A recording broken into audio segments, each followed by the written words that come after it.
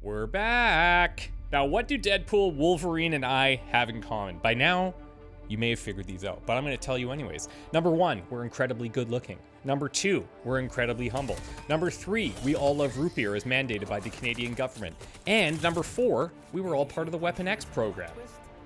Only one of these is a fib, by the way, so I'll let you guess which one. We are back with another character showcase created in partnership with Marvel and 2K. The first of the DLC heroes, as you know, is Wade Wilson, the Merc with a mouth, our favorite fourth wall breaker. Is this a mole man thing? Deadpool. Deadpool's kit is almost entirely built around his Enfuego system, and we're gonna say Enfuego a lot today, so start keeping track. Each time you KO an enemy with a Deadpool ability, you're gonna build your Enfuego meter. Once that meter fills, it adds a stack of Enfuego, and the meter resets.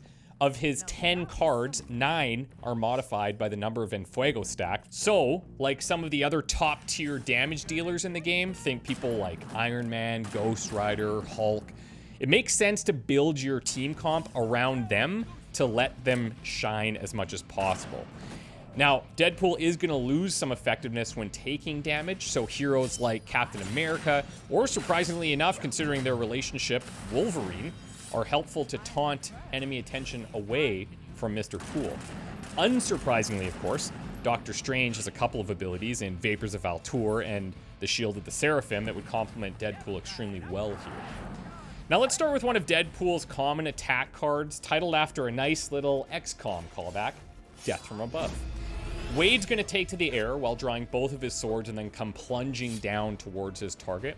And if you have Enfuego stacks, you'll start seeing hugely increased damage per stack.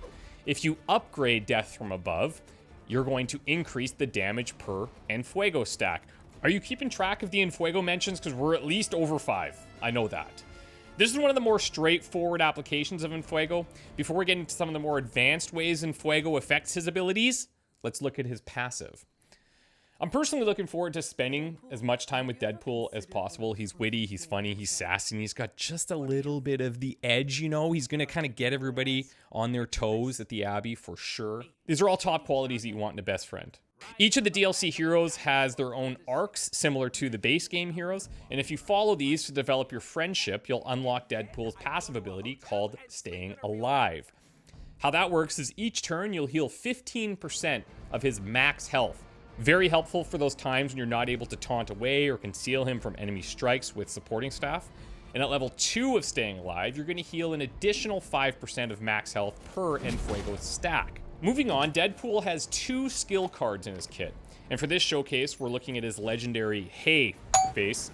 And if we've learned anything, we've learned that cards with exhaust are very situationally powerful, and Hey face fits the bill. Deadpool will taunt an enemy and gain a resist for each Enfuego stack. Resist is arguably one of the strongest mechanics in Midnight Suns. Unlike most other status effects, it remains until it's consumed. If you're able to play Hey Face with a large Enfuego stack, you'll likely have enough resist to last the rest of the battle. On upgrade, you'll gain 1 resist without needing an Enfuego stack at all. And depending on your current hand, you can play this as an early card play and then taunt away or conceal Deadpool to keep those stacks for future turns. But this should help preserve his Enfuego stacks as the mission continues. Let's move over to his common heroic ability. It's called Pain Pinata. Deadpool targets an AoE and damages every enemy in the AoE. If you guys have played any Midnight Suns, you'll know that the battlefield can get pretty crazy, especially late game, so AoE damage is very much appreciated. Of course, we need an Enfuego modifier for this one, and instead of modifying the damage, we're going to be actually modifying the size of the AoE itself. Each Enfuego stack increases the size of the AoE by a whopping 25%. On upgrade, you'll get a much appreciated reduction in heroism cost as well. Speaking of heroism, outside of his mag dump ability, Deadpool requires very little heroism to be effective. This is something that sets him apart from his comparable damage dealing buddies like Iron Man, Ghost Rider, or Hulk, and this should open up some interesting team comps, so keep that in mind when you're experimenting with your builds. Last but not least, let's look at Wade's legendary heroic ability called Burning Sensation. Weird title, but it is Deadpool after all, so I'm not surprised.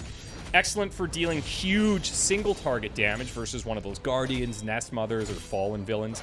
Burning Sensations damage doubles for each Enfuego stack.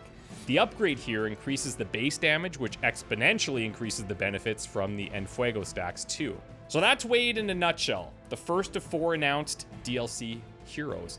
Make sure you're subscribed to both the Midnight Suns YouTube channel and my own. My name again is Christopher Odd, and I'll make sure that there's links down below for all things Midnight Suns. Thanks again to Marvel and 2K for working with me on these showcases. I hope you enjoy playing the game with the new heroes as they release, and of course I'm going to be back to do more showcases as they do release. Thank you so much for watching. Deadpool is going to be available on January 26th. Very excited for you guys to get your hands on him. Take care. Bye for now.